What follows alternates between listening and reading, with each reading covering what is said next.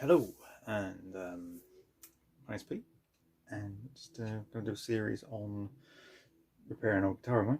I used to be in bands many moons ago, from nothing big, just very excited. Just bands from the age of like 17, to when I was old and grumpy. It's about 2002, and yeah, I had one guitar which is my favourite guitar to use at the time, and it just got broke on the very last rehearsal. I couldn't pachow, and yeah, it's been many moons. It got put away because of life going on, and I decided, since my life is going through its own crumbling to pieces, and using the coronavirus as a backdrop to have some time to do things, I figured I might just rebuild it. Let's see how it goes. Yeah. Oh yeah.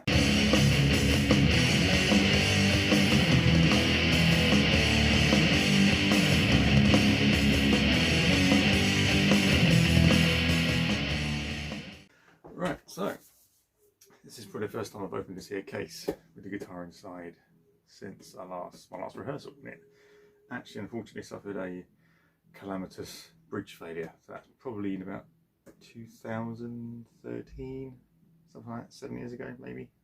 Don't know, either way. So I gave up playing guitar.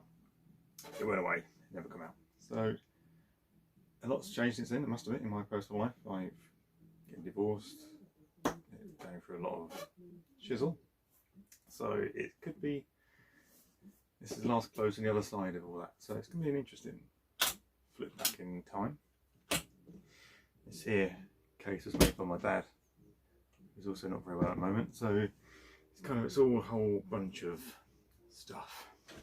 Okay, let's have a looky. Oh, the old bones aren't quite so good as they were. Figured it all then. Alright, well, that is, I must have had it out at some point in time because I've taken the strings off. So this is my V. Many very 90s stickers on it, mainly because let's face it, it was the 90s. And there it's there.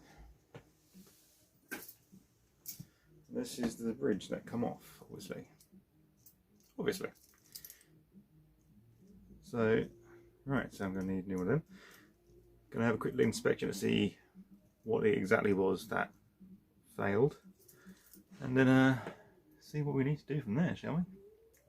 Oh yeah. Right, looking at the parts we have before us, we have obviously the springs that pull the bridge back down again when you're tremoloing like a beast. We have the actual main part, which actually has you see from the top, has all the strings going in it underneath. And this, I believe, is the guilty party. This is where this attaches into. You can still see the remnants where it attaches on down there. So obviously brittle. Far too many years being metallified, it has just got brittle and broken. So first things first, to repair it, as far as repairing goes, I need to see if I can source a new one of these, or indeed a whole new bridge, which would be most likely. I may look into just making it into a flat tune-o-matic bridge, because I was never really one for whammy dives, if I'm honest. I just used to like it to stay locked in, because I used to tune down from a death metal. So at some point I used to tune to B, but other times I used to sort of just tune to D, and C sharp was the ones I was last doing. So it might be worth me just looking at that. Have a quick look at the actual aperture itself on a guitar to see what that's like. Here it is. We've also got the screws, which it locates into. So that goes in through there. So if I was going to put a tune-o-matic on there, I probably would need to block the hole up and fit some wood in there, flatten it down, then attach it to it. So you have to look into the possibilities of that. Word on the guitar itself, I replaced the original pickups with some active EMG not Dimebag, that's my Flying V. These ones are some Zach Wild jobbers. Can't remember the actual brand name of them actually. I'll pop that on the top if I remember. Yeah, so it's basically there's a battery lives down here, which has been in there for a very, very long time. So I would think it's probably popped and gone nasty inside. So what we're going to have to do, I would think, is strip it down, remove all the electrics, and probably clean up inside there, and see where we go.